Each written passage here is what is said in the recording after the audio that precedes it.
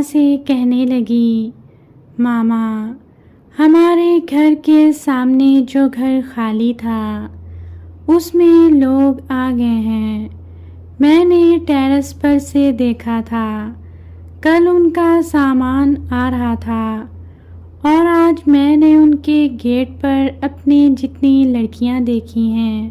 ماما please میں چلی جاؤں، بور ہو رہی ہوں، ان سے کھیل لوں گی۔ ٹھیک ہے چلی جاؤ، ان کی ماما سے پوچھ لینا کہ کسی چیز کی ضرورت تو نہیں۔ ہانیہ اجازت ملنے پر خوش ہو گئی۔ ہانیہ جب ان کے گھر پہنچی تو اس کی ملاقات ایک آنٹی سے ہوئی۔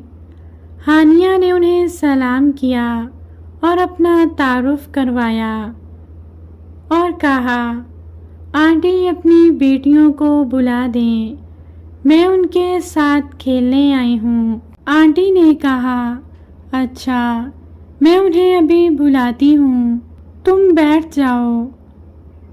نہیں آنٹی میں یہیں ٹھیک ہوں۔ وہ زور زور سے اپنی بیٹی کو آواز دینے لگیں، جھگڑا یہاں آؤ، دیکھو تم سے کون ملنے آیا ہے۔ اتنے میں ایک لڑکی وہاں آئی۔ آنٹی نے اس لڑکی سے کہا، یہ ہانیہ ہے، سامنے والے گھر سے آئی ہے، تم اس سے دوستی کر لو۔ آنٹی اس کا نام جھگڑا کیوں ہے؟ اصل میں یہ بہت جھگڑالو ہے، ہر بات پر لڑتی ہے، اس لیے ہم نے اس کا نام ہی جھگڑا رکھ دیا۔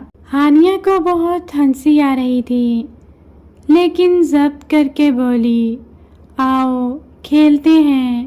وہ لڑکی بولی، ٹھیک ہے۔ آنٹی نے کہا، پہلے مہمان بچی کے لیے شربت تو بنا لاؤ۔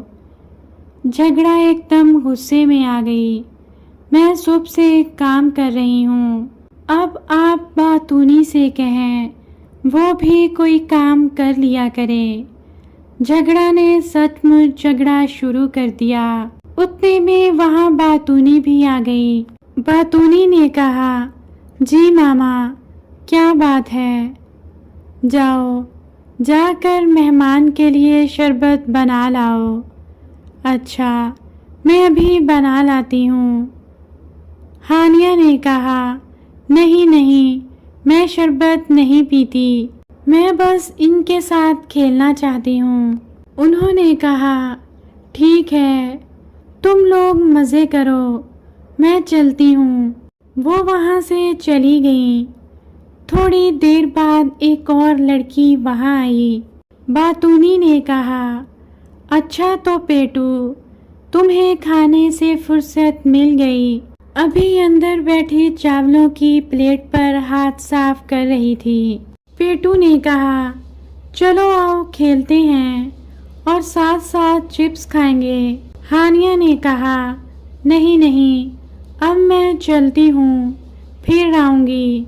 گھر آ کر اس نے امی اور بھائی کو یہ سب کچھ بتایا تو انہوں نے یقین ہی نہیں کیا، بلکہ بھائی نے کہا، تم اوٹ پٹانگ باتیں کر رہی ہو، ایسے نام تو کسی کے ہو ہی نہیں سکتے، بلکہ تمہارا نام آج سے اوٹ پٹانگ ہو گیا۔